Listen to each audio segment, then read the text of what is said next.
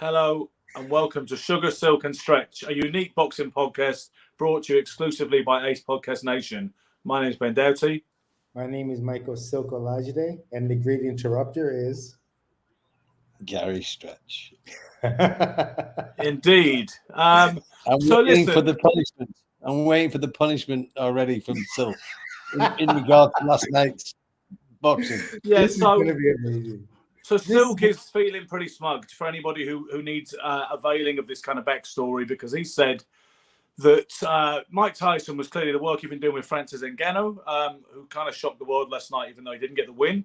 He said he's clearly training him to knock him down, and he said he will knock him down with something, although he will lose on points in all likelihood. I believe that's what you said, Michael. And Yes. now you are now hailing yourself as some kind of soothsayer, seer, and genius. Is that correct? Soothsayer Silk, I like that. But first, before we go any further, see this right here? Yeah.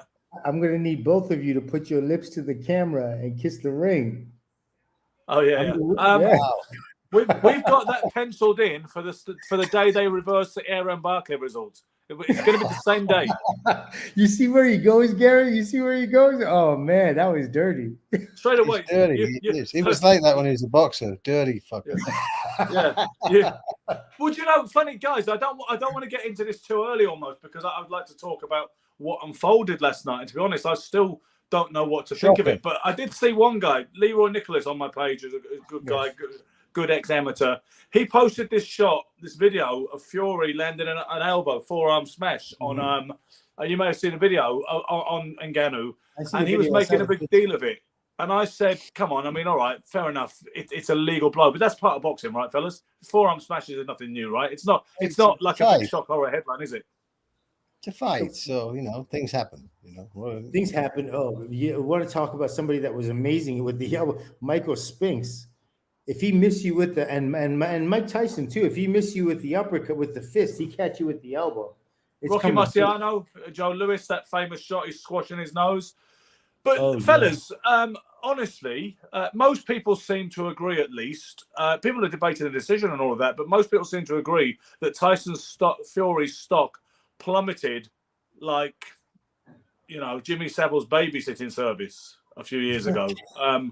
It's fair to say. I don't think it's fair, Ben, because Ngannou was an unknown quantity. So as much as it was his first fight, which is a massive undertaking that he did, but as much as that was amazing, we also don't have a clue what we're getting into. And I think, having watched the fight, I mean, what shocked me, Tyson was so uncomfortable the whole time. He never looked comfortable at all in the fight. And Ngannou never looked uncomfortable. Ironically, he looked very comfortable. And so... What do you think? Why? I don't know. I think Tyson just couldn't get, whether it was the timing of him or whether it was he just never seemed to get into a routine, and you know what's interesting is he never really hit Ngannou too much at all. Couldn't even hit him with the jab much. A couple of times he caught him like light blowing shots, but I saw an Ngannou interviewed this morning. He doesn't have a mark on him. Tyson looked like he'd been in a fight when at the end. He looked tired. He looked uncomfortable. So I'll be interested to see if Ngannou, I know he's older, he's 37 or whatever age, but I think he's got plenty in him, and I think he's going to go on in the next year and have a couple more fights. Maybe he'll fight Joseph Parker type next, or maybe what would be an amazing fight would be him and Deontay Wilder, the two biggest punchers. And if he gets rid of these guys, you're talking about Ngannou and Wilder. He's that would be interesting. It's certainly an interesting fight. He's just proved he can hang with Tyson for 10 rounds. So he does. No one can say it's a fake fight anymore. But let's say he fights Wilder and let's say Joseph Parker and gets rid of them in active fashion. Then you say Fury did better than you. Because this guy can fight. Fury said at the end of it. I don't know if it's fair to say that. I think, what Ngannou did, like, he's a novice. He wouldn't even be New York Golden Gloves champion. He looked like a novice, Michael. He looked like a novice. And the fact that Tyson was hesitant in terms of he didn't know what to do. He didn't know what to do with the kid. The kid had one punch. When he dropped Fury, he didn't even know how to finish him or take the fight to him or anything like that. He's used to it in MMA. It's a different thing. You can grab a guy, drop him on his head, twist him, flip him, whatever it is, you can do it. But in boxing, there's a specific way you need to attack an opponent in order to get him out. Do you agree or not, Gary? Finishing. Sure. I completely agree everything you say. What was it that was so difficult for Fury then? Tell me, I don't know. Why was he so awkward? Why was he so not being Fury couldn't get off at all? He couldn't get in a rhythm. I think he did it all. Even get behind the jab that he's famous for. Yeah, sorry. He did not look dominant at any point in the fight, and I think never looked comfortable ever. I was intimidated going into the fight. Like I think there was something about him for whatever reason. I don't think it's because Mike Tyson was his trainer, and I don't think it's because he was a UFC fighter because it wasn't UFC rules. But I saw Tyson kind of like deferring to him a lot and giving him a lot of respect, whereas usually he wouldn't. Maybe he thought, he was giving him respect outside the ring because he certainly didn't want to get grabbed by the guy outside the ring. You know what I mean? Like he didn't want to get into like that street type. I think he may have genuinely liked him. I think he's a nice guy. I think he may have genuinely liked him when they've met because he's a very humble gentleman, really. Yeah, I understand that, but the other thing, it would be hard to. I think it would be hard to just bang and slag on him when he's such a nice dude. Well, plus, I mean, if you want to play it out right there live, this is not the guy to do it with. Irrespective of the barter before the fight, when the bell rings, it's a fight, and when the bell rang, and he could not get into any kind of rhythm. He looked uncomfortable. Didn't look solid at all. And is it a bad night maybe for Tyson? Maybe we all have him. We've all had him. Could that be a bad night? But Gary, take a look and sure, take a look at his, like even just his body, the way he approached the fight. There was no respect for the game. There's no respect for what he did. There was no. I like what you said, Michael. I like what you said, Michael, when you said getting dropped by a lightly regarded or relatively lightly regarded foe is not a big deal. You said Luis Galento, Sugar Leonard versus Kevin Howard. You said that's not the issue. The issue is once that had happened, he did nothing to show the world that he was the world heavyweight champion and all the class that demands and denotes and involves.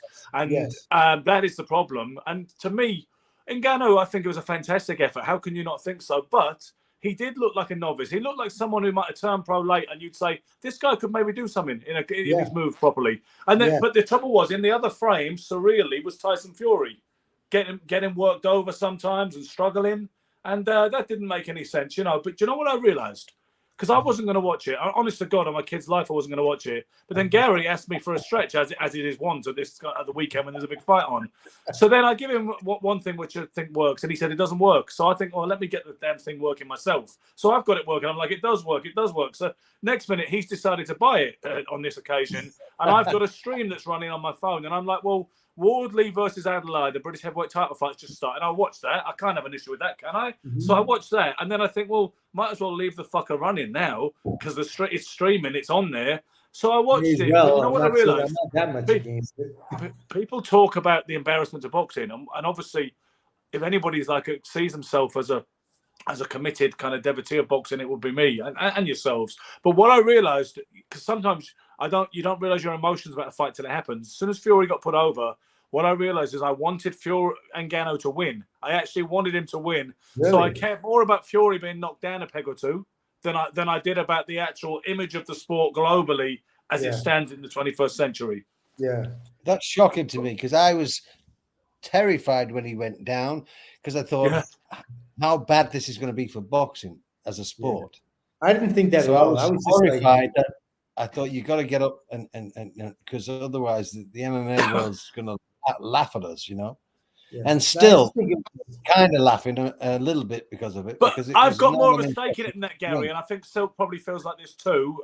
Not wanting to put words in his mouth, but for me, I see the gods of Ali and even Larry Holmes, who's still alive, rising up and not being disrespected anymore by people, even including guys who should know better, like Montel Ice Griffin, who say Fury's the greatest of all time because he's 6'9" and 270 pounds. So I think, to me, it's a longer game than that, and it's a bigger game than that.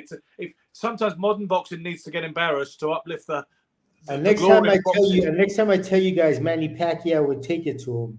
Believe me when I say that. Remember we were talking Manny about Pacquiao and Tyson Fury. Yeah. But last night he struggled with climb up his leg. I think he kind of justified what I was up his leg to hit him. I got a little comment there from Wandrew saying Ngannou is just a bigger age Agby. He's slow and low volume. He just blessed with great power and physicality. And Tyson couldn't clinch when he can't. He's actually not that great. I mean, but I do think, I'm not saying it removes everything Tyson Fury's ever achieved, Gary, by any stretch, and he obviously has achieved a lot. But I think if this minimises his legacy at all, and if it makes people less eager to suggest he'd have stood tall in any era, then so be it.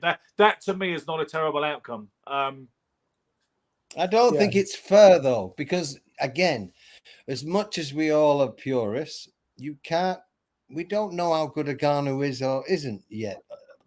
Based on last night, we know he isn't that good. Yeah. We know it. I know he didn't look like a polished, beautiful professional, but he hungered Tyson Fury, and what was the most impressive was Tyson Fury couldn't hit him. I mean, this is a big 270-pound brick, and he couldn't hit him. He never got touched in Ngannou the whole night. And he switched when Tyson switched southpaw. He matched that stuff. And he switched and matched him and never got hurt ever. And I can understand to this day, I still don't know why Tyson, at 6'9", couldn't get behind a stiff jab and be effective on this guy, but he couldn't. And he tried. And he looked under pressure at times, Tyson, and stressed, and he had to dig a little bit last night. So I felt it took a lot out of him last night. And how much does he have left? He's 35 years old. Yeah, maybe. Sometimes before the clock. He's not been very active. His overnight lifestyle, sometimes, Ben. You've seen it happen overnight, right, with fighters. Sometimes it happens. Particularly when their lifestyle is not necessarily the best. His diet can't possibly be the best. He has confessed to lifestyle issues, which do not been known to prolong the longevity of a fighter. Is he shot to pieces, Silk? Is Tyson shot to pieces? I'm asking, yes. Yeah, based on last night's fight. I mean, I would say no. I just think the most interesting thing ever been exposed. I think he's absolutely being exposed for what he really always was. And it took somebody, it took somebody who had never done it before. Maybe, it's interesting. The fact that Ngannou's style is just so different from what he's used to. Like, this is what great fighters do. Great fighters, champions, they figure complex styles out or awkward styles out, and they handle them and they figure them out. That's what intelligent fighters do. Tyson didn't show the shocking about. Yeah, Fury did not show the ability to think on his feet. What's pretty shocking? He didn't figure it out. Go on, Gary. Go on. You know what's pretty shocking, guys, is let's say we get the fight on the 23rd of December, right? We won't get it. It's confirmed that's not happening on 23rd. Okay, but whenever we get it, right? So let's say it's early February, whatever. I didn't know we weren't getting it. Let's imagine. Look. This is the most anticipated fight in the heavyweight division for years, and look at how bad Usyk looked in his last fight, and how bad Fury's looked in his last fight. Didn't look that bad. Appalling.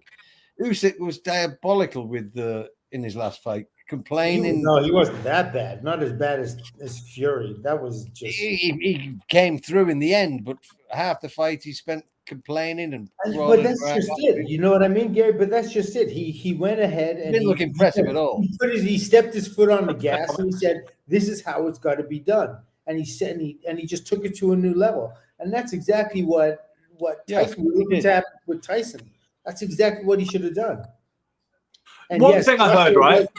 Joshua does break up in Gall, that's for sure. One theory that I've been floated today, I can't remember who said it, but the idea that Fury was messing around, didn't train hard enough because he underestimated the guy and thought this was a massive, easy payday.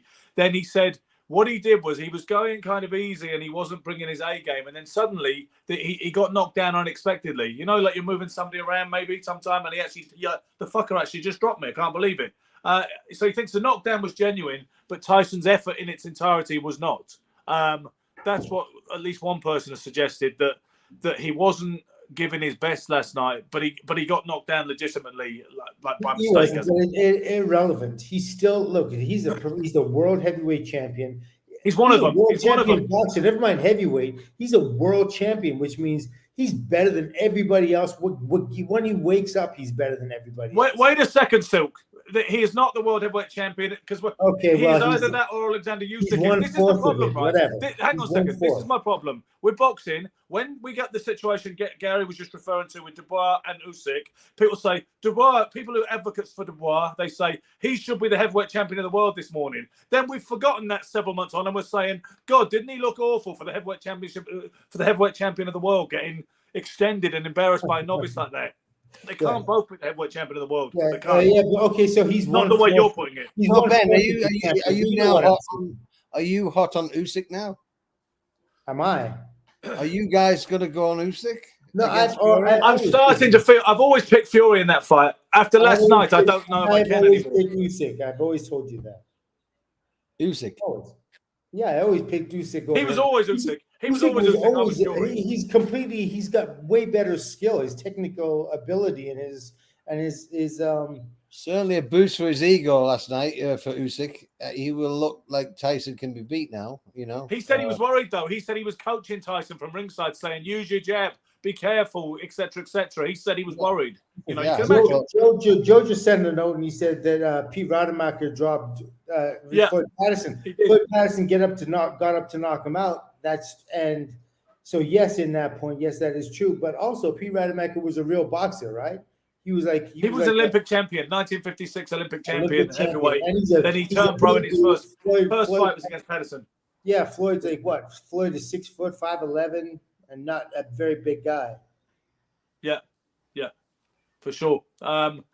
And you know, people criticize Patterson a lot for that. But then when he took on Rademacher, and you know, in the guy's first professional fight, it was seen as a gimmick, and you know, something that shouldn't have been legitimized. Yeah. And you know what, Floyd Patterson said the same thing everybody says. He said, "I'll tell you this now." He said, "Line me up half a dozen amateurs and pay me whatever he got, like $250,000 for knocking them out, and I'll knock them out one after the other." Yeah, you know. But I think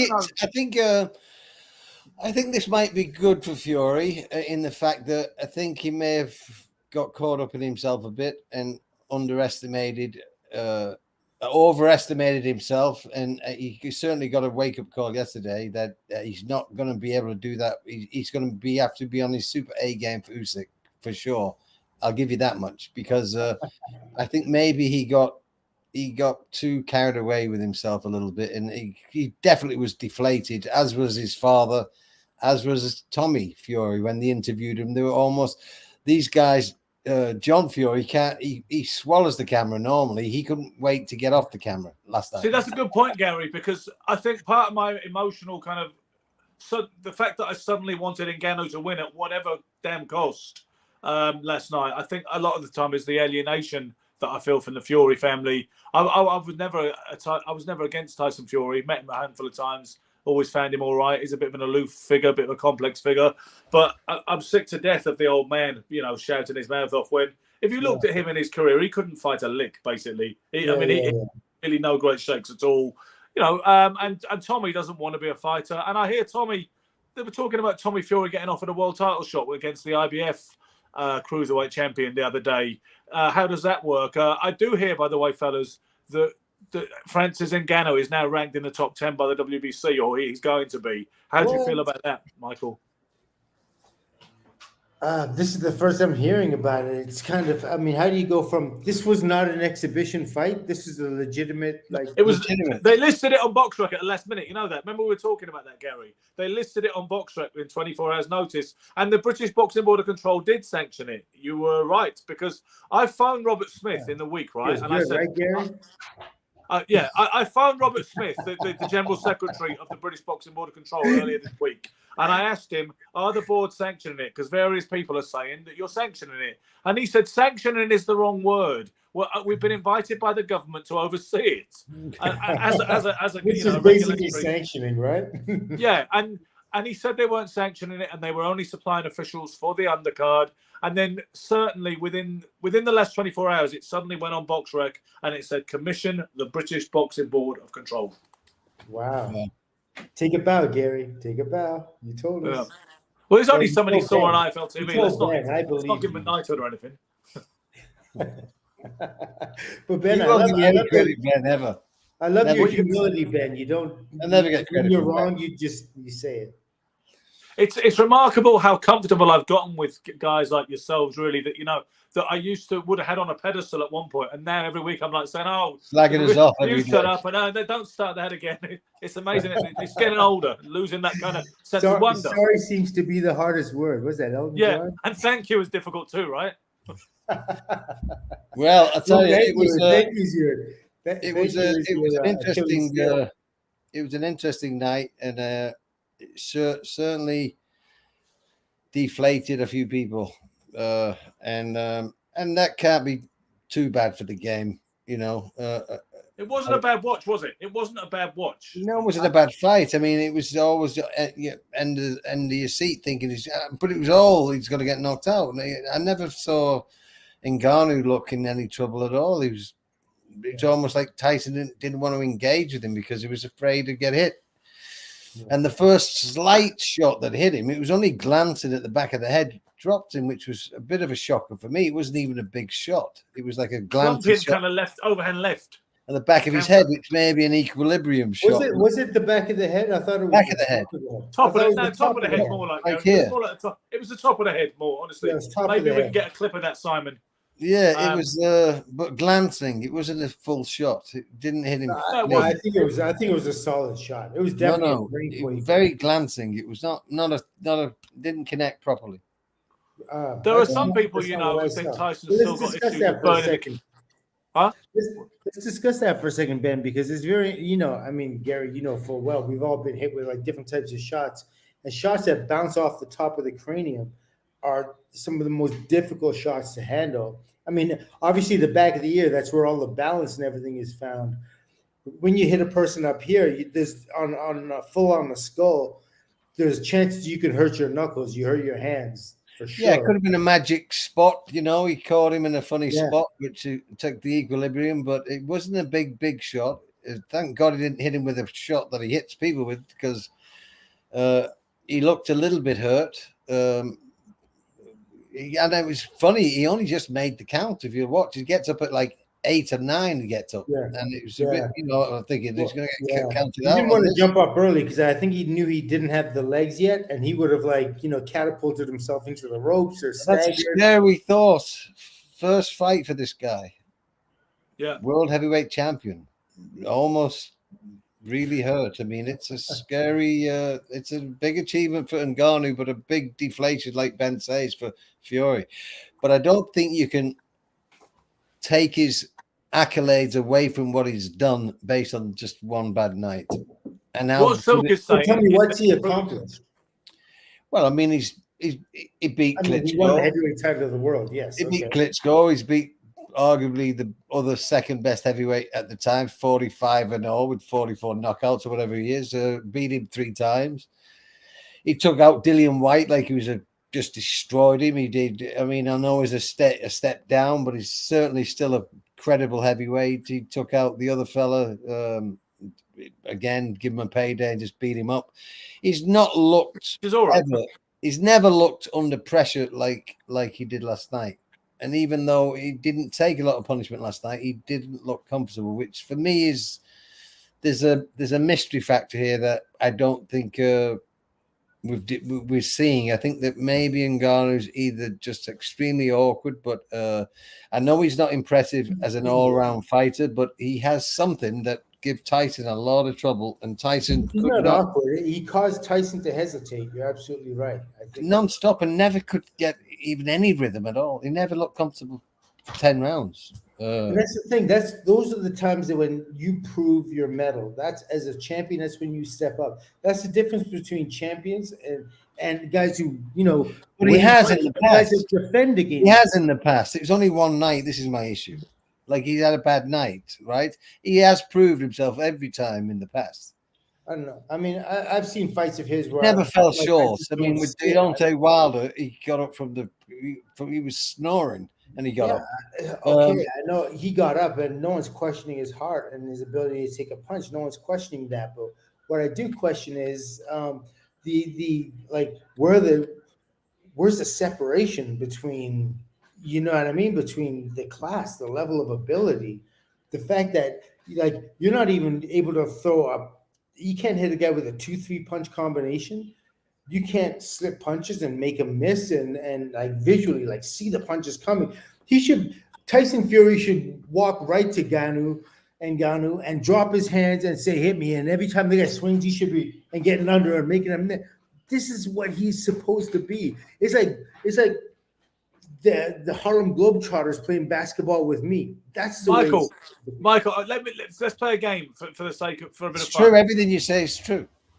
So I want you to imagine these various other fighters, in their pomp against Ngannou last night, right? So let's start with Larry Holmes. How does that go? I mean, the dogs are going to eat him. The dogs. Ben, if we played this game before last night and I said Tyson Fury, what would you say? Well, you'd eat him alive. Before last night. You said to me last week, it's not even a fight, it's embarrassing. I won't even watch it.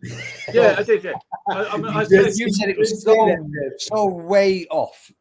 But it wasn't, Ben. That's the shocker. This is the thing I'm shocked. If you say Larry Holmes, we can't even. So what you're going to say is it's irrelevant. The fact that Silk thinks Muhammad Ali or Larry Holmes are Sonny Liston. No, but we also said this about Fury last week. Yeah, exactly. You're saying it means nothing if we reach those conclusions because like last week I kept saying to everybody, like my mates are asking me who are not really boxers here, actors, musicians in LA, they say who's got. I said it's a joke, it's embarrassing. Tyson will just play with it. He'll look at him for a round, maybe, and they'll just get rid of him. If he wants, said 2 rounds, right?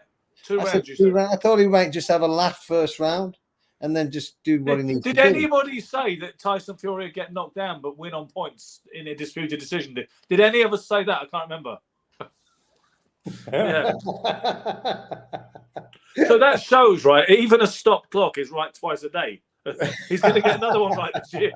Hey, listen, I mean, I don't know how you guys couldn't see it. The writing was so absolutely unknown. I saw it with one eye. You guys both have 2 each. What the hell's going on here? Yeah, exactly. Maybe that's what it is. But because you appreciate that asset so much, you've actually got this superpower in that one eye. And me and Gary take it for granted as biocular people, and we just don't appreciate it.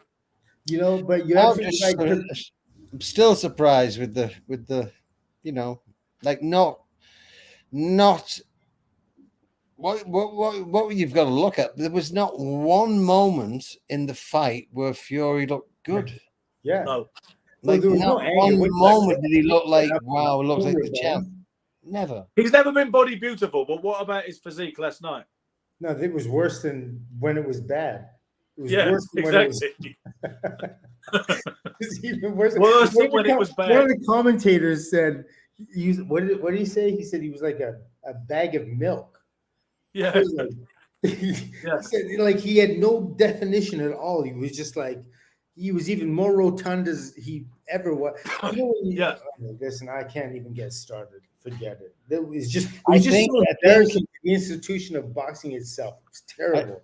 I think he had a rude awakening, and now, like you say, Ben, regardless of the cut, if he hadn't been cut, I think they would have postponed the fight, like you say. I think he's going to have to really think about this next fight before he. Is that why they stopped? Is that why they aren't going through with the fight? Because he was cut? December 23rd. Yeah, the cut, apparently. The cut, because remember he got cut against Otto Berlin as well.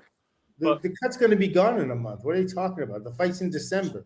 So, but I spoke to someone close to Tyson Fury's camp today, and he said it was Frank Warren that pulled who vetoed the 23rd date, And it December. isn't because of the cut. I'm telling He you. said no. He said the cut. He said it was based on the cut. He said, but then they also said that Tyson Fury may say he wants the fight on that date. He may say, and that's what they're all waiting on, because they said Tyson was pushing for the 23rd, and he may just say no, it's 23rd. So Frank wants it to detour it, but if I was Fury, I would take some time and rest. Well, he got dropped. He got dropped. His brain probably hasn't settled properly. He won't be able to jump right back into training, right? He suffered a concussion. Is absolutely what happened. He got knocked down, suffered a concussion, so he's going to go back into training and sparring and never really allow his brain to heal. I think that if he said that, I would believe him. Anything else? You know, it's interesting. Abidu just sent a comment saying it is going to be interesting where Ngannou goes next. Because he seems to have got a taste for boxing that now. will validate my point. If he goes and beats a top heavyweight next, then you got to give him some credit. No, he's not gonna. No, it's not gonna happen. You put him in there with the kid from China, or even if you put him in with Wilder, or you put him in with Joshua. I think Joseph Parker would be a great test for him. Who's that? Joseph Parker is one of my favorite heavyweights. He's one of my favorite heavyweights. I think he's one of the best. Scored a devastating KO on the undercard against a fellow called Keane. Yeah. I mean, there's Big Baby. There's guys out there you can get him in the ring with, but I don't think that would be wise. I mean, it's kind of like they had the same thing with there's a football player, American football player. His name was Ed Too Tall Jones. Played with the world champion Cowboys. Was a lineman. Was big. He beat up a whole bunch of guys, and then they put him in with one real boxer. And it was a kid who was I think he was a Latin kid or Native American kid, heavyweight, but like cruiserweight at that time. And he thumped Ed Too Tall. And Too Tall never went back into it. It's like you have to know. Do you remember Mark Gastineau? Yes. Another one. Yeah, another one. Yes. So it's all of a sudden the reality.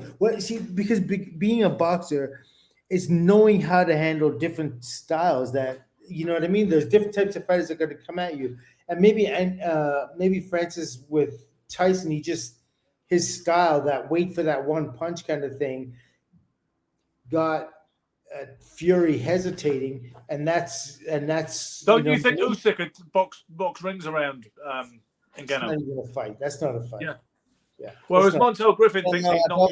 I don't know. No, I think Usyk's way too skilled. Way too skilled. I understand, but I think Ngannou again, the weight would be, he would impose himself on Usyk and get to him eventually in 12 rounds. But what would the weight have? Not get to him, but it would definitely.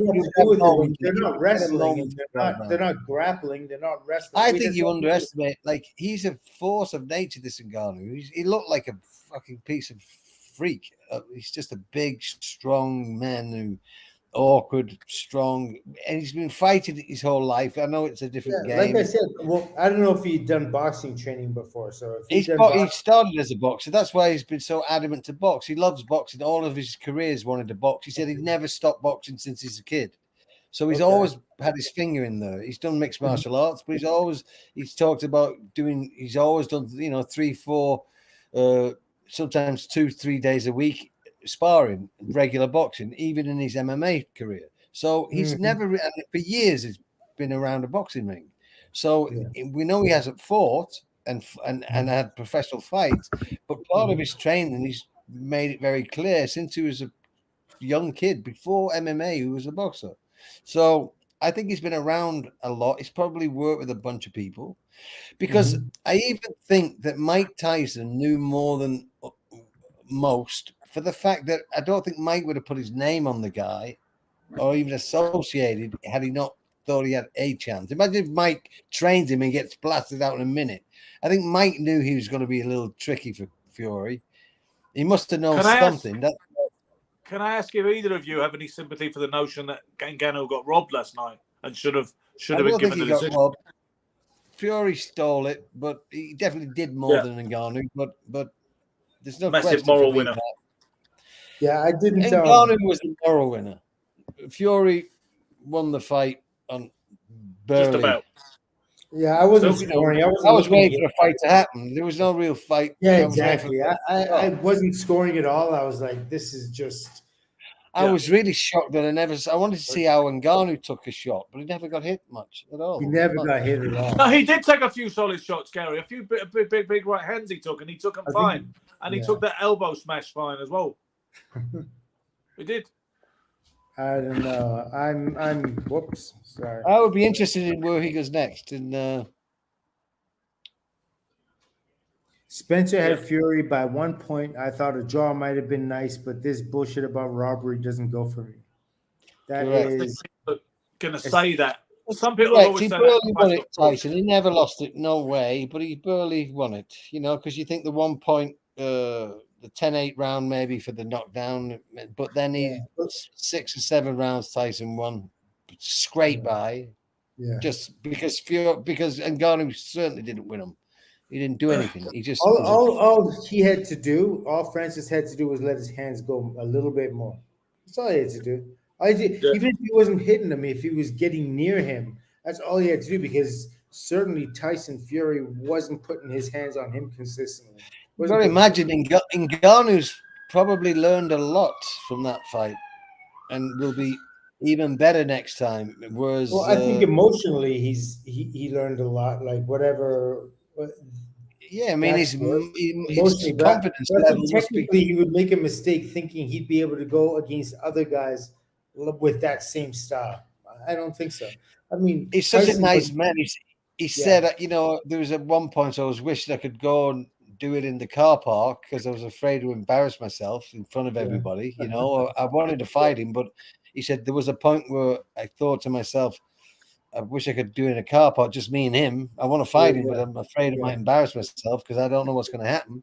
Yeah. And then, so to get through of what he got through was pretty amazing, and I think he's going to grow a great deal. And you're right, Gary. I mean, I shouldn't be. I mean, it's just such a it really is all about Tyson Fury. Francis did an amazing job doing what he did, getting in the ring. It's not even his. It's like a different atmosphere altogether, right? Like mixed martial arts and boxing are different atmospheres, and for him to be able to come in with the world champion or one of the world champions, and thank you, do what he did is absolutely amazing. You have to give him that. Absolutely. Whether that is whether that's as much because of Fury, and you can have terrible night. We all know you can have a night. It's happened to all of us where you just can't get going. You know what I mean? Could be one of them nights. Not against guys that have never fought before. No, I know, but I mean, exactly. Do you know what? Tyson Fury should be able to do this. Tyson Fury should be able to go in the ring with this guy, with anybody that hasn't boxed before, and just use his jab and jab the hell out of this guy. And when the guy punches back, make him miss. He shouldn't even have to throw a left hook or right hand or body shot. Just on his left, on the strength of a straight left jab alone, he should probably stop him in like the 8th round, 7th round on just a jab. That's it. Nothing else.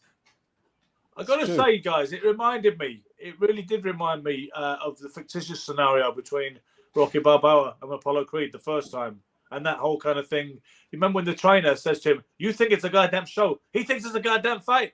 And it was kind of like that kind of moral winner loses on points, but shook the hell out of the champion of the world, all the rest of it. You know what I mean? It looked like it had borrowed its script from something iconic like that last night. Very strange. So now you're one of those. What do they call those people that are making? I haven't heard Tyson. Yes, I haven't heard Tyson do a post fight yet, which is interesting. I haven't.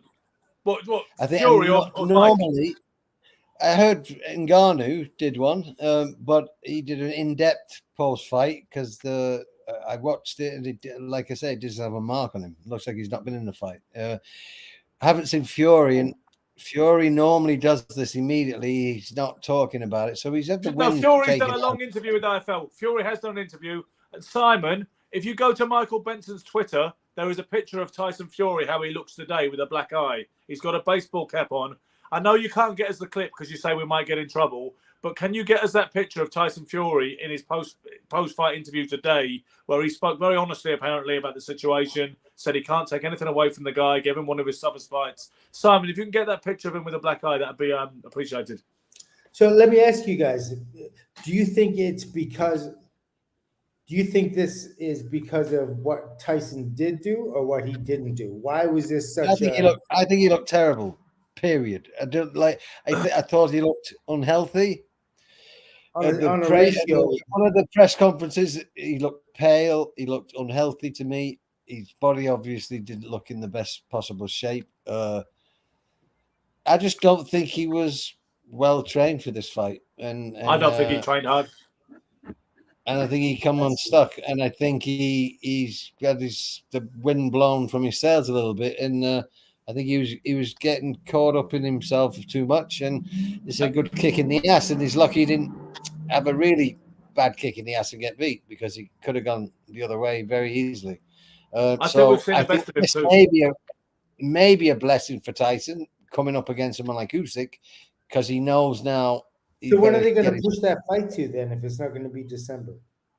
Maybe January. Well, they're saying before the end of Riyadh season, which is March. So that would be true. January, February. March. So February, I think it'll be a February fight. Maybe. Valentine's Day Massacre, something, whatever. Yeah, there you go. There's the tagline already. Hope that's a Saturday. Well, and what I had a fight on Valentine's Day. There's the clip. There you go. You see it? Yeah. I mean, So what? Yeah. But that was in the interview he gave Gary, just so you can see that. And where's the cut, Ben? On his head, is it? Yeah, it's very small. You might have to zoom in. I think it's on his head, the cut, right? Michael's not going to see it at all. It was on the forehead, I believe. Yeah, there it is. I see it under the hat. Look at this tech, high tech. Yeah. You go? Yeah, I see it. There's actually Fury on this stream talking now. Can you see him in the bottom right-hand corner? There's a what? Fury's actually joined us on this stream, and he seems to be saying something, but he didn't turn his mic on. Yeah. Fury has joined us on the screen. I'm joking, Silk. He's talking. It's the video. Turn it up before we get sued. Anyway, let's get ourselves back on the screen now. I think we've proven the point. Let's go back to normal screen. Thank you. Yeah, well, he looks like he's in a fight. You gotta work on your delivery. I take you too serious sometimes. I know. Well, see, when you do deadpan, I believe you, because I didn't think you had the sense of irony to do that. But with me, it's always irony. Don't take a word that I say seriously ever, please. Unless I look annoyed.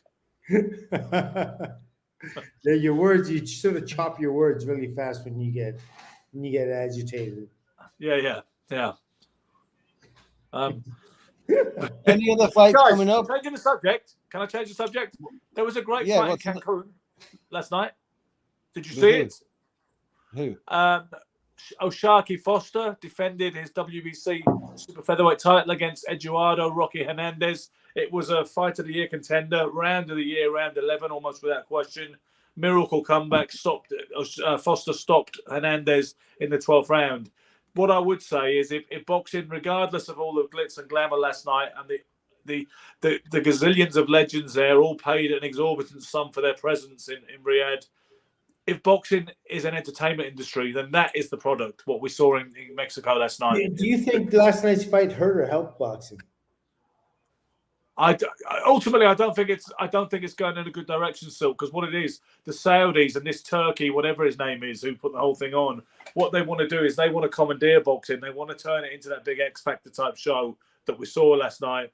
I think it's played out well for them, because it was an intriguing fight and it created so much talk. Because honestly, I had such contempt for it, and now I'm talking about it, and there's some genuinely interesting questions that arose from last night. I like that. They will consider it a success. They call that eating crow. That's good. Yeah, you call it that. See, I don't know. You see the world in very black and white terms. I can't. How does it taste? How does it taste? How does the crow taste, though? Is it like? Is it kind of like a mangy bird, or is it like? Does it have any meat to it? Any succulence? Does it? No, it's like a tablet. It's just goes straight down. If you knock it back really quickly and don't think about it. Yeah. But I don't like where we're going. So, in answer to your question, as much as last night was not unentertaining and it wasn't as Chaudhry's it might have been by a long shot. I don't like where we're going with this because, like I say, you guys are both boxing men. You know, if you cut you down the middle, you'll just find more boxing. I imagine, like same as myself. But you guys didn't see the fight last night because it's been massively overshadowed by this other thing. Honestly, it was a great fight. It's well worth watching. Hernandez versus Foster. But people are not talking about that today, including us. We're not talking about it. And you know what? The trouble is, even if we did talk about it, it's basically like it was a great fight. Go watch it. We can't really talk much more about it than that because all the narrative and stories are attached to this much bigger situation, you know? And do you think they would have watching a movie? covered that fight if that Tyson fight wasn't on last night? Do you think they would have? We would have seen that fight anyway. It's like watching a great movie, Ben, with no famous actors in it. You know, it's people. You know, you can get lucky sometimes and see a great movie and just watch a great movie, but the people watch people they like. We need stars. We need stars. Yeah. Well, they get drawn to people that they want to see win and lose. You know, some people want to see Fury get his ass kicked, and some people want to see Fury win, but they get attached and they get attached to people, and that's what is making money, and that's why if you're a professional boxer, fights. I mean, look at Nassim, Prince Nassim. What made him is he was so different. I mean, everybody. Well, personality does it because the average person doesn't know what boxing is anyway. They really don't know how to do it and what it's all about. So personality is going to drive it. That's difference the problem. Is it overriding? Prince Nassim Hamed was a special talent. He was a special talent. Wait a second. Today, that same shtick could work without the talent and would probably get right a long way. Perhaps even in the form of his son, you know? Yeah, but you do have to win, right? Well, you can do all that rigmarole, but you do have to win in the end. Well, I guess so. But KSI didn't win, and Ngannou didn't win. Still got a whole lot of trajectory. Oh, they were very competitive. So there you go. So there you go. I didn't comment on that. I mean, the KSI fight was a joke. I don't think it was Tommy Fury's fault, although Tommy's a raw novice, but he tried his best to have a fight. KSI just ran and held, so I don't think he did himself any favors. No one wants to see it again. Last night, again, it was the shock factor and this unorthodox, but I think Tyson Fury didn't show up as a full Tyson Fury, and I think he almost paid a very big price. And so he paid a big price anyway because that's damaged him. I think irreversibly. It's damaged him in the eyes of boxers. Legacy killer. Sorry. Yeah. Oh yeah. Absolutely. Now he's a write-off. He's just like, you know what I mean. What if he destroys Usyk now? What if he does a number and destroys Usyk now? Then what? Is he back? But I don't think he's going to do that. He would be. Yeah. He would be. In answer to your question, yes, he would be. So then he will be too. But we're talking hypotheticals, and we just saw something last night, which is a real solidified. This is the real thing that happened. Now we're talking about, well, okay, so what if he goes back and gets into a time traveling ship, goes back and fights George Foreman and beats him? What about that? Can you imagine what George Foreman would have done to him? By the way. Yeah. Listen, Andrew asked a question. He said, "Would we like to see a rematch?" Go on, Gary. No. Go on, why not? Why not? I'm not comfortable with it in the way in which I think it will hurt boxing again. I think that he could lose. Honestly, and I'm not comfortable with the way the fight went. Like Michael says, good fighters adjust. You know, it's awkward for a minute, but then you work it out. You work it out, and if you can't work it out against a guy in his first pro fight, it's a scary thought to me. It was very damaging for the profession. I think he hurt. I don't know if he hurt himself. I think he hurt the sport a little bit last night. Yeah. Well, that's what he tells us. He's telling us. Tyson Fury told us last night where heavyweight boxing is. This would not happen. You could get what's his name? Conor McGregor didn't ask to fight. Gennady Golovkin, or you know what I mean? He wanted to fight Floyd Mayweather, who'd been retired for a long time and all that kind of stuff. He didn't ask for a real guy that's really doing it for real at this point. That's his size or his weight or anything like that, because he knew what was going to happen. As good as he is, he's not messing with a real, you know what I mean? But the heavyweight division's in that kind of state, whereas they can do that, and that's ridiculous. I just wish Jake Paul. Backbone of boxing, not any longer. I wish a Jake Paul or a Conor McGregor would take on Canelo, and then it would just, I mean, it would be a hospital job, but that would make me feel like, okay, let's let imagine it go now. Like some 1980s rapper with a bit of a following suddenly deciding he's going to fight Tommy Hearns or something like that. You know what I mean? It just That's what the era of insanity, isn't it? We all Tommy Hearns knows nothing about taking it easy with anybody. And that's what you want. Not someone who wants to play the game. You know, no. Did you see what Eddie Hearns said? Canelo's got that. Did you see Eddie Canelo's got that same streak in him too, Canelo? I think he would want to shut the nonsense up. I just wish we could do that, because James Toney as well. James Toney, they're guys that you step in the ring with them. It doesn't matter where, at what point, they're just going to kill you. That's all there is to it. Exactly. Whereas a bunch of rounds with Tony. Yeah, you sparred James Toney. Yeah. Oh yeah. I enjoyed it. How was that? Oh yeah. He tried to kill me every calling my mother a whore and I'm gonna fuck your mother and all that. It's hysterical. Yeah. I give him some shit back, and he liked me because he said I had some balls. Because I give him, I give him right back. Yes, who was a bit like that? Inspiring. He never shut up, and he was constantly coming out with all that stuff. Remember Terry Dunson, British and Commonwealth European cruiserweight champion, who beat Dennis Andrews twice. He boxed for a world title, but lost. But he wouldn't stop doing all that stuff all the time. I was shocked because I sparred him in the wild card with Freddie, and they needed a tall southpaw, so I wasn't even in great shape. But they said, Freddie said, give me a few days with James. So we did like 3-4 rounds a day. So I promised him 3 rounds the first day, and I had no problem with him at all, and banged him up a little bit, believe it or not, right? Too sharp for him. But then he wanted a 4th round. I said, no, 3. And he wanted, I was tired at 3 because I was in the best shape, man. But, and then so I said, no, 3, I'll see you tomorrow. I'll give you another 3 tomorrow. I'm only getting 3. I'm not going to get beat up because I'm tired. If you can beat me up in the 3 rounds, beat me up. So then it became, I was a motherfucker. So now it was the racial slurs, the mother's a whore. I fucked your mother. Get something, you know, it was like, it was back and forth. It was fun. But then at the end of it all, because I did him a favor, I didn't ask for money. They were wanting to pay me. I don't need money. At the end of it all, he was very cool. He said, he's got some balls, this white boy. So it was funny because I gave it him right back. But he's nasty motherfucker. He wanted to kill me. No fun. No easy spar. Abid Ali. Wilbur Johnson.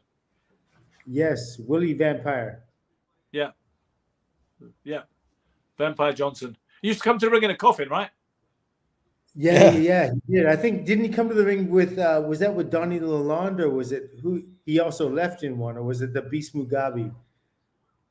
Yeah, I mean, he definitely did that a number of times. I think when he fought, like you say, when he fought John Mugabe, What's coming up, Ben? So again, Ben, what's next on the menu for fights before Christmas? You have got, let me think. There's something in November, definitely. We've got November the 4th next week. There's a big fight. I think it might be, what's his name? Mick Conlan, possibly. And yes, it is. I saw it. Mick Conlan versus, is it Jordan Gill? Simon's put something up now that must be for our attention. And you know what, Ben? Before we jump off, can we go over some of the questions? We were asked a lot of questions there. Can we get a quick answer to some of those from people who've written in? For sure. I mean, it said, did Gary spar Mickey Rourke in the wild card? And did Carlos we all sparred Mickey in wild card, but we were all under strict orders not to. It was what it was. And Carlos Monzon knocked Mickey out, I think, in wildcard, not in jail. When would that have been? Years ago, 20 years ago. Because, but he was banged up from 1988 onwards, and then he died. I know, because maybe it was in jail. I know Mickey told me the story that he'd been knocked out by Monzon. I don't know if it happened, but it Must could have have been been in in jail. jail. Who's the other kid? Who's the actor? Robert Conrad with the battery on the shoulder. He used to say, "I dare you to knock it off." The Duracell battery back in the 80s. I knocked Mickey out in wild card, and they put him in. He went to hospital, and he had an MRI and all of this. But I honestly, and he talks about it. He talks about me knocking him out. He talks about Monzon knocking him out. He talks about Tommy Hearns knocking him out. But I honestly didn't hit him. And to this day, he, he went down, but I threw a shot, touched him on his shoulder, but he to this day tells the world, he went down, but I said to Freddie, because I was under strict orders, and of course, as my friend, I'm not going to take the piss out of someone who's it's not about Mickey being a good fighter or a bad fighter. He's just not at my level. So I'm not going to take advantage of that, So we were under strict orders, and we do it out of respect for each other. I'm not going to hurt someone who can't fight. He's been in the ring with quite a few people, actually. Huh? It was in the ring with quite a few people. Yeah. Mickey's got in with everybody, but everybody's no one's going to try and imagine. If you got in with Mickey, you're not going to try and knock him out, are you? Yeah. I mean, maybe you. I remember they asked Sugar Ray Leonard once, "How would a fight between you and Mickey?" I want to see Ben and Mickey. That's what I want to see. It was a doc, huh? Okay, say again. I want to see Ben and Mickey. I think you know how that go. But they said they asked Sugar Ray Leonard. I think I know how that goes. Trust me. Them fighting words. I want to see this. But I think he's never had fights like Ben's had fights. He said, he's had his own. But I'm talking about currently, right now. If we were to, but they asked Sugar Ray Leonard how a fight with him and Mickey Rourke could go for some bit of documentary they were doing about Mickey, I think. And you know what Ray's like? He's so diplomatic, and he just said, "Be a tough fight." He goes, "I would win, but it'd be a tough fight." In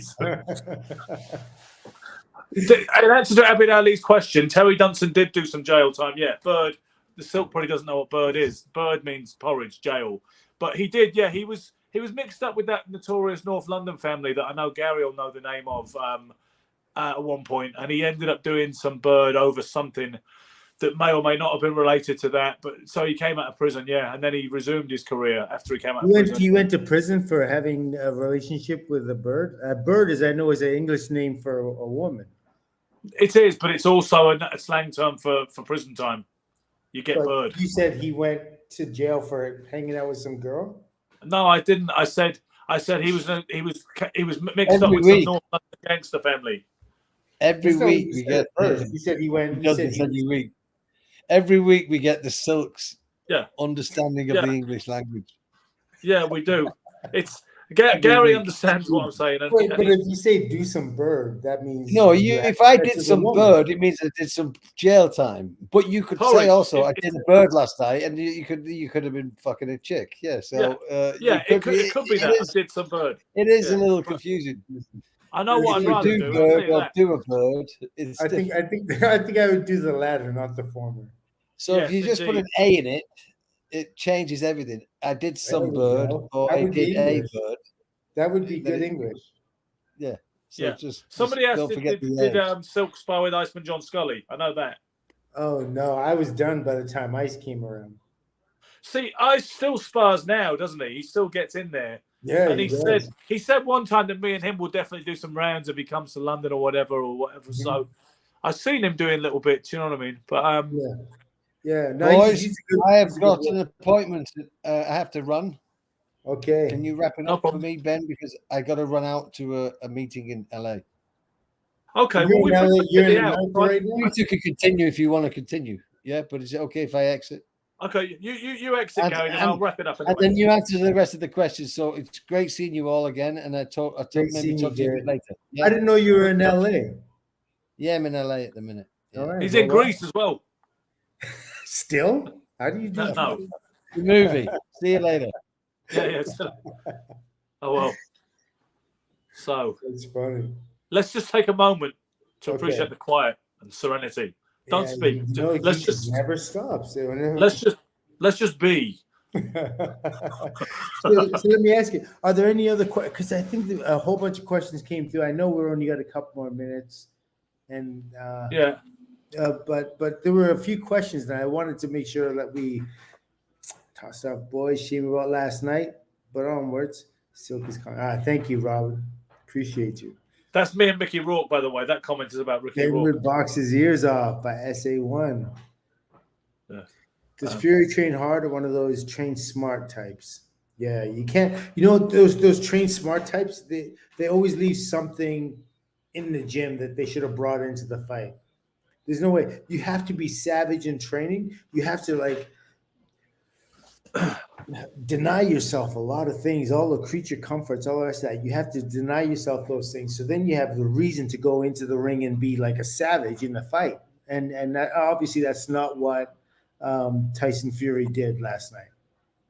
No, exactly. You know, and he just didn't look like someone. He said he'd had a hard 12-week camp and he needed a break.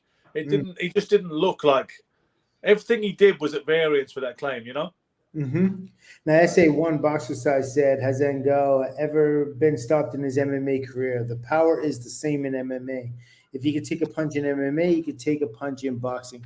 Well, it's interesting because obviously there are so many other options, different ways to get you out of there in MMA. And I don't think they commit to the punches they do in boxing because you have to defend against so many other things. If you overcommit with a punch and all of a sudden you get taken down by a grappler or you get roundhouse kicked, or that, there's probably 1,000,001 things. These guys are like Swiss knives, Swiss Army knives. They can do so Swiss Army knives of combat. Yeah, exactly. So with boxing, you know, you're committed to do one thing. Like switchblade. Yes, exactly. Switchblade, Swiss Army knife, different thing. Yeah, that's a great analogy, actually. So I think we've come to the end of this one, perchance. There will be, as somebody inquired about the action next week, I do believe that Mick Conlan's fighting Jordan Gill, I believe it is. Gary was saying what's coming up, wasn't it? Actually, he was asking. But I also do intend, you know, Silk, to make an assault on some of these press conferences, certainly the ones in London, to get us some content for the channel. Perhaps we can also replicate that situation in New York. You know, I know you went to a Canelo Charlo press conference, didn't you? Next time, if you're happy to do it, next time we need to get you hooked up with an audio mic, a good audio mic that makes the sound great, and you could go in there and get a few one-to-ones with some of these guys. I'm sure. Absolutely. Now, where you said there's one coming up? Like I say, Mick Conlan, who is something of a big name, is fighting in. I believe it's in Dublin. I think it's Dublin. It could be Belfast. Don't quote me. I need to check. I know it's that side. You can't even say Ireland, can you? Because that's a different kind. That's a whole can of worms. But it's either Dublin or Belfast. I forget which. And he's fighting Jordan Gill, a Dave Coldwell trained fighter and former European champion. I do know somebody asked about the girls, Chantel Cameron and Katie Taylor. I know the Chantel Cameron and Katie Taylor rematch is coming up soon. Amanda Serrano boxed at the weekend. She boxed small hours of Saturday morning in UK time out in Florida. You know what was interesting about that, Michael? It was the first female fight to be scheduled for 12 threes instead of 10 twos. And it seems like it went okay.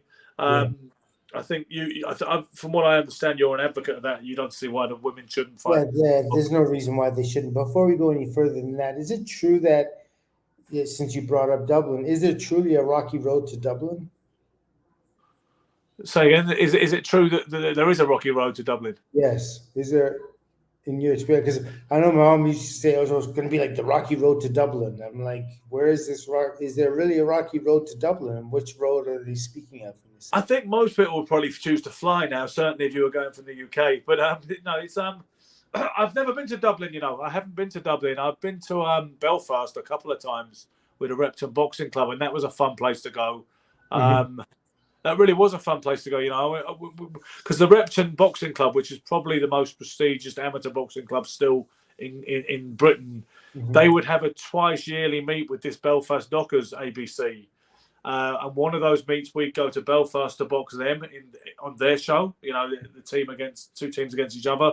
And then that we would host them in London at some point in the year as well, and they would come down. And the Belfast trip was always a lot of fun because being a coach, I didn't have to box, which because I was still drinking back then, it meant I could go drinking on the what was usually the Friday night. It would be we'd go out drinking and clubbing, and then obviously you'd have the fights on the Saturday night, and then you could go drinking the next night as well. So I've got fond memories of those days. Yeah. So the fact that you could remember, then you really weren't that drunk. Do you know what, Michael? Thinking about my kind of drinking, alcoholic though it was, I was pretty good most of the time. I could drink a lot and I could stay compos mentis a lot of the time. A lot of my close friends said a lot of them never saw me really out of it or acting up. Some people did. I would have blackouts, don't get me wrong. There's things I can't remember. And there's times when I acted up and out of order. But I was pretty steady a lot of the time. I remember Spencer Fearon, when I spoke to him about my drink problem when I was still in the thick of it, he said, the thing I like about your drink problem is it's your problem. You don't make it everybody else's problem. Yeah. you must have issues and times, circumstances that you want to kind of like take back because it was absolutely fueled by the alcohol. Yeah. What like regrets? You regret, like you're just carrying with you to this very day, and you haven't. Do you know what? Not really. I mean, there's things that I'm just glad I stopped when I did. It was it was getting on for 7 years ago when I stopped, over 6.5 years ago. Obviously, I subscribed to certain things, principles like one day at a time, etc. But no, I mean, I'm just glad. See, I'm going to hang out with my son tomorrow, who's on half term, my youngest son, and he was like 7 when I gave up drinking, so he doesn't really remember me drinking that much at all. Yeah. I'm just glad of that, really. I mean, obviously, there's things but yeah, I see what you're saying. He doesn't remember, but there are always effects, right? Ben didn't know very well, although he did look a bit tipsy at the Froch Ward fight. A few of us. You know what, Michael? Yes.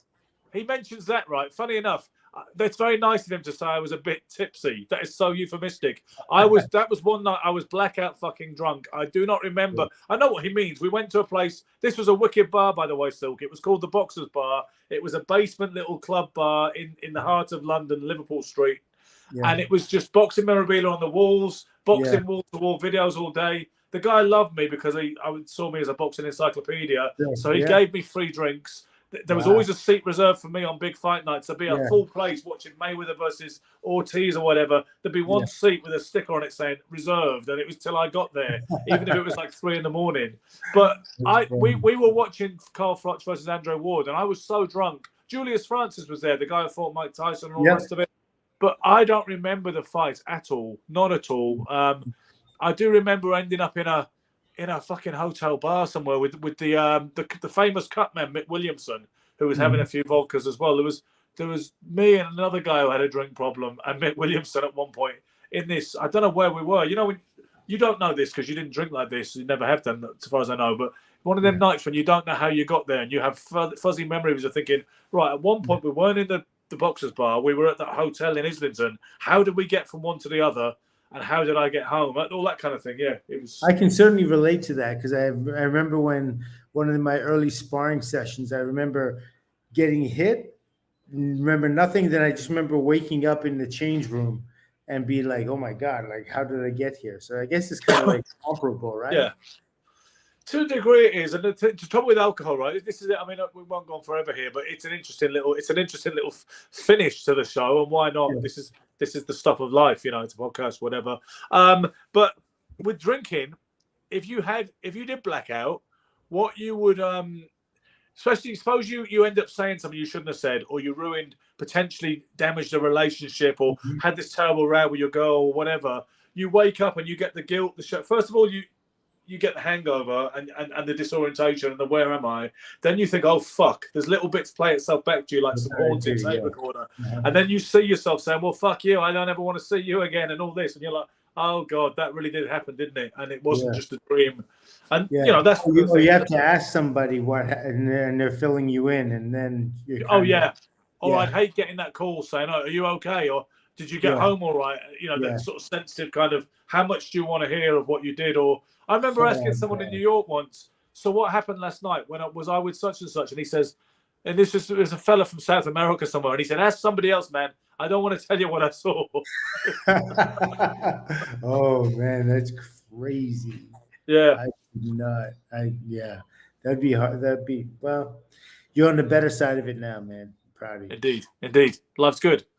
Yes, I love it. You get the chance to enjoy. You get to, hang out with your favorite people. Absolutely, indeed. And do you know what we should do? Just in closing, me, you, and Scully should do a US boxing tour. We'll have to get some funding for it, so it's all paid for. And we will go to the house in Louisville, the pink house that Cassius Clay grew up in. We'll go to the Catskills on, the Custom Archery on Main Street. We will find every bit of boxing history across the states. We will make it a mini series. We will monetize it, and that's what we should do. Oh, Gary can come as well. By the way, Gary can come as well. Just because he's not here. I think he's a little bit too luxe for that. Who's going to file the nails, and he's an actor. True. Maybe we better go on our own. We'll discuss that. We'll bring it up with him next week. Absolutely. In the meantime, guys, thanks for watching. That was, I believe, the most watched and engaged episode we've ever done live on YouTube, from what I could see of the little figures up in the top corner. We thank you for your support. We're going to keep going. Go to find Jimmy Young's grave, Joe says. We will do. Thanks, guys. Young. Thanks, Ty, from Ace Podcast Nation. Cheers, Michael. Turn it over.